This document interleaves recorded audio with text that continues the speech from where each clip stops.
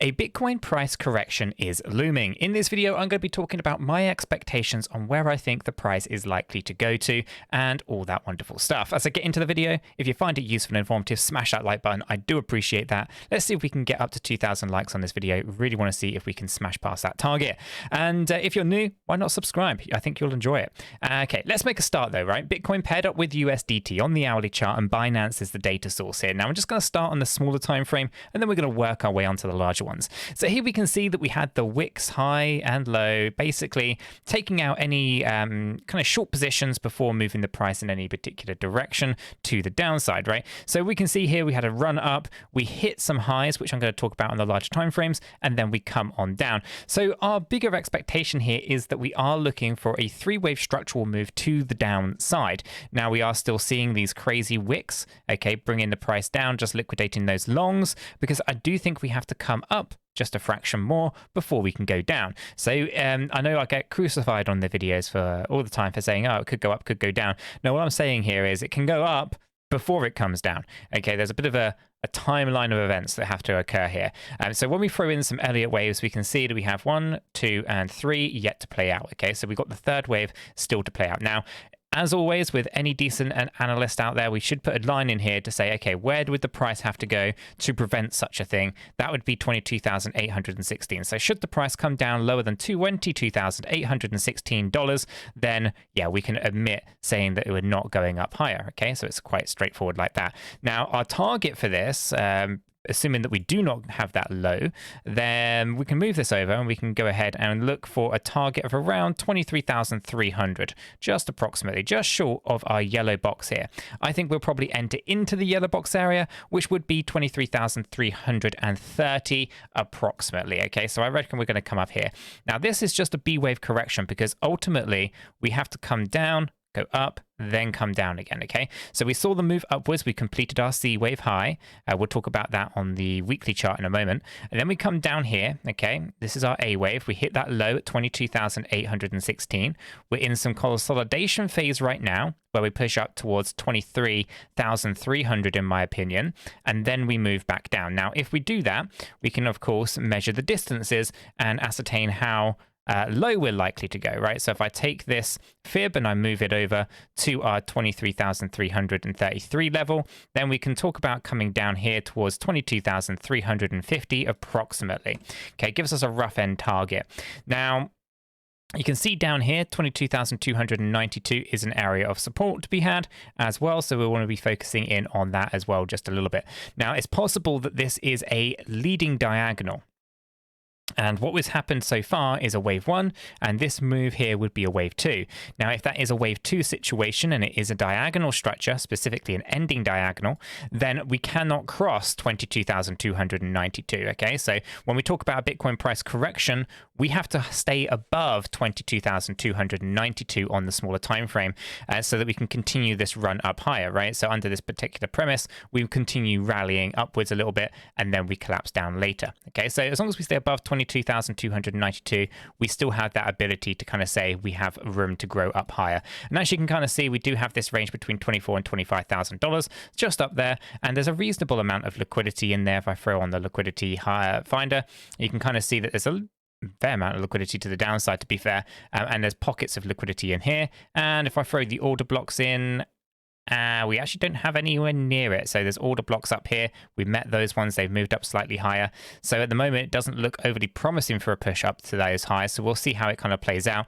But just bearing in mind, 22,292 would be an invalidation of any highs anyway. So keeping an eye on that wave count.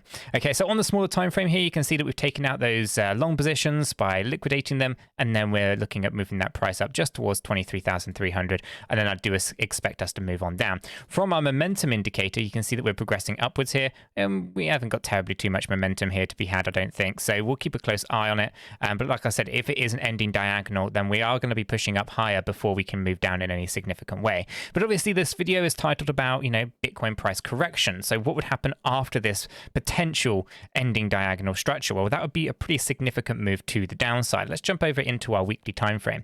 Now, before we talk about that, I do want to kind of highlight that our rejection with our move to the upside yesterday and we got hit with a hammer back down was from our 200 weekly moving average EMA, or more specifically EMA exponential moving average. So our 200 EMA here, you can see, has been resistance quite a bit. So you can see here we lost this area in June of 2022 as we came down. Okay, we tested these highs in August of 2022 and got rejected. Okay, we came back down into our demand area. FTX saga dragged us down even further, but to me that was always going to happen regardless of whether it was FTX or something else. And then of course we're now retesting our 200 EMA. Now what's the differences here, guys, is that, well, there aren't really many differences. We were overbought when we tested previously. We're overbought. Now we're testing again. Okay, the main difference, and it is divergence, is that we have a lower high between these two peaks, yet we have a higher high on our stochastic. Okay, so bearish divergence according to the stochastic RSI and price movement. We can go a little bit deeper than that though and bring in our volumes. If I actually go ahead and move this over to the pane below and throw the volume on here, you can see also that our volume has been decreasing. Okay, now volume has been decreasing as we've come up here. So what we've gone and done is we set up higher highs whilst the volume is decreasing. This again is bearish divergence because this move to the upside hasn't been met by any demand. Okay, so the demand is decreasing, yet price is going up higher. It tells us that we're about to get rejected from this high area that we're in at the moment, and we're going to move to the downside. So these are the things I've been talking about for a while. These are pretty basic terminologies we should be pretty familiar with. If you're not, then why not join us in Discord? Linked in the description down below. Or if you're looking for more kind of analytical stuff, we've done a couple of courses. We've actually done one course at the moment on Elliott Wave Theory at cheekyschool.com, and I'm working on a few others, so you can check those out if they're of interest to you. So on this weekly chart, we can see that we're likely to find some form of rejection up here. Whether we can wick up higher on the weekly time frame here, up into that $24,000 to $25,000 range, which we can. This is an area of resistance, by the way, guys. If I throw on the liquidity, you can see there's liquidity right up here as well, right on this swing high. This is what people love to do. They love to put their liquidity and their stop losses on the previous swing highs, right? So there's a huge amount of liquidity up there to get grabbed, right? And you can also see that there's some people going long from down here and long from down here as well. Okay, so knowing that this is an area that we might wick up into on a weekly time frame, get rejected and then come back down, it would mean that we would not close above the 200 EMA. Now, closing above the 200 EMA might sound like it's a really positive thing, but it is something that happens from time to time. Occasionally, I should say, and essentially, what we're looking for here is a trend-based structure, in my opinion, and we don't really have that. So if we do breach these highs, it will be very interesting if we can go and turn our 200 EMA, which was previously resistance, into support. I'd feel a little bit more comfortable about that. But I am pretty concerned that we have an overbought stochastic RSI on the weekly time frame. We see what happens every time we end up in these high ranges on this stochastic RSI. It's not a pretty sight afterwards. So in terms of a Bitcoin price correction, where would we be thinking? Well, you know, we don't really have a good structure to the upside. I look at this as a 335 corrective structure moving up here, meaning that we're not in a trend, right? We're not doing a 5-wave structure. I know some people love it because, you know, oh, look, we're going to the moon. It's 5-wave trend. It's not. We've scrutinized wave 1. It does not meet the requirements of a impulsive structure, not even in a wave 1 scenario, right? There's no diagonal. There's no 5-3-5-3-5. It is basically just a 3-wave structure. So we know that we're not in an impulsive movement to the upside. Therefore, we're not trading or trending from an Elliott Wave Theory point of view. So this means that actually it's all for grabs here. It means that we could come down into newer low lows, and also at the same time, we don't have to. There's nothing here to say that we categorically have to go down into new low lows, but we do categorically have to do is have a correction. So for me, I'm going to say 17,600 to 18,800 could be a real good level of support for BTC. This is an area that we were previously finding from the June 2022 lows, and also an area that we consolidated in September before FTX dragged us down deeper. Now, I do have one obvious concern, and that is the Wyckoff accumulation pattern. Now, the Wyckoff accumulation pattern, from a corrective point of view, there's two variables to this. There's two different schematics, two patterns.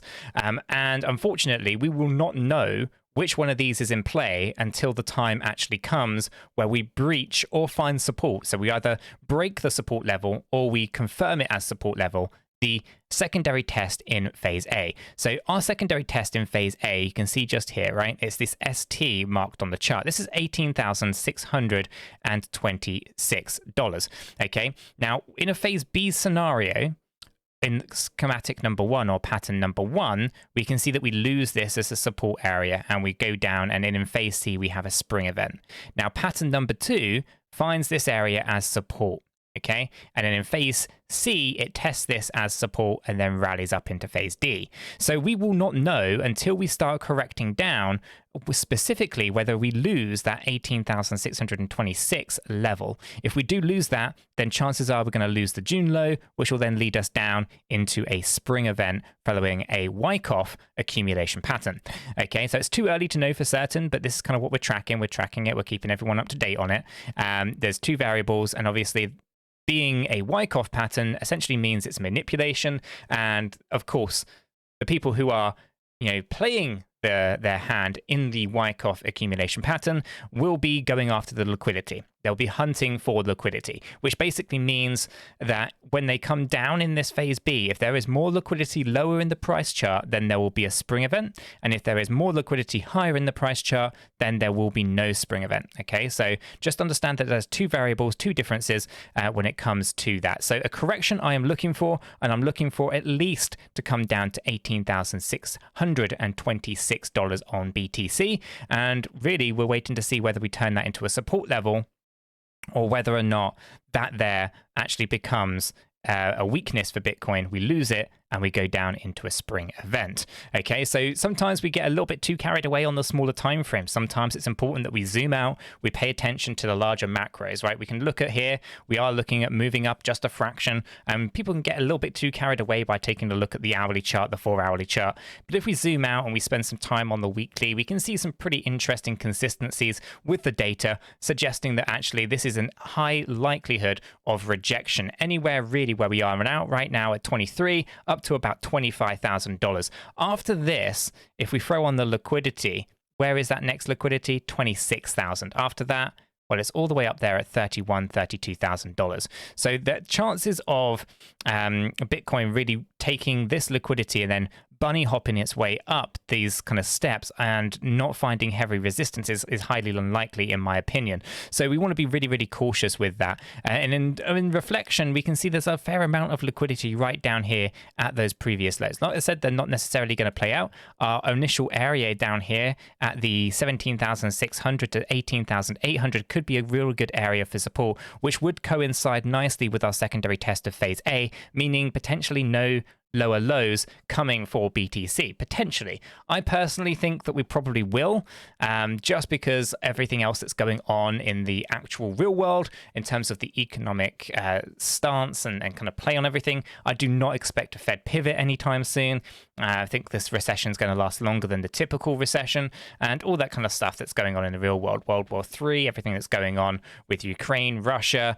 I just don't think the world is ready for a bull market. So I think there's going to be a lot of people looking at kind of be risk off for a little bit longer. So I don't think the bulls are here. I don't think we're in a bull market. I do see the DXY moving back up, which will basically drop everything else to the downside.